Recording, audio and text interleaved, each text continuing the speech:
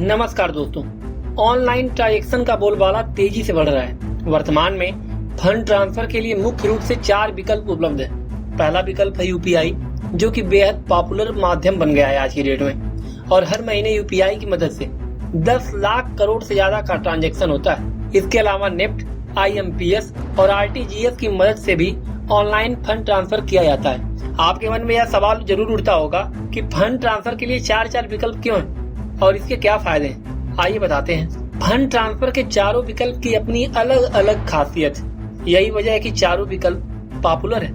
Indian payment ecosystem में चारों का अपना अपना स्थान है। सबसे पहले आरटीजीएस यानी रियल टाइम ग्रॉस सेटलमेंट के बारे में जानते हैं। इसे साल 2004 में लॉन्च किया गया था। उससे पहले बैंक की तरफ से इंडिविजुअल तौर पर फंड ट्रांसफर किया जाता था। इसमें रियल टाइम आधारित ट्रांजैक्शन सेटल होता है। इसका संचालन खुद रिजर्व बैंक करता है।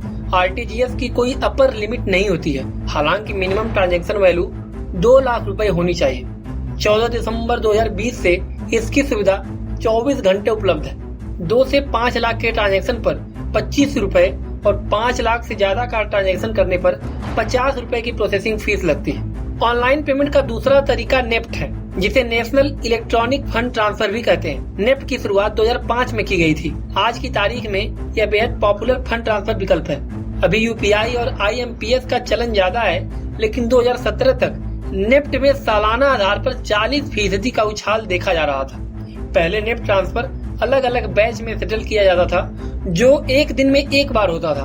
बाद में इसे घटाकर 2-2 घंटे का कर दिया गया। अब हर बैच आधे घंटे में हो जाता है। नेफ्ट के लिए मिनिमम ट्रांजैक्शन की लिमिट नहीं है। 1 रुपए भी ट्रांसफर किए जा सकते हैं। इसका संचालन भी रिजर्व बैंक करता है और इसके लिए आरबीआई ने चार्ज नहीं वसूलने का निर्देश दिया है, लेकिन बैंक 2 रुपए से 25 रुपए तक का चार्ज वसूलते हैं। आईएमपीएस यानी कि इमीडिएट पेमेंट सिस्टम को साल 2010 में लॉन्च किया गया।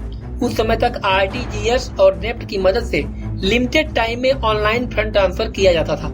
बाद में एनपीसीआई यानी national payment corporation of India ने कुछ बैंकों के साथ मिलकर आईएमपीएस को शुरू किया। यह 24/7 काम करता है। आधिकारिक रूप से इसे नवंबर 2010 में लॉन्च किया गया।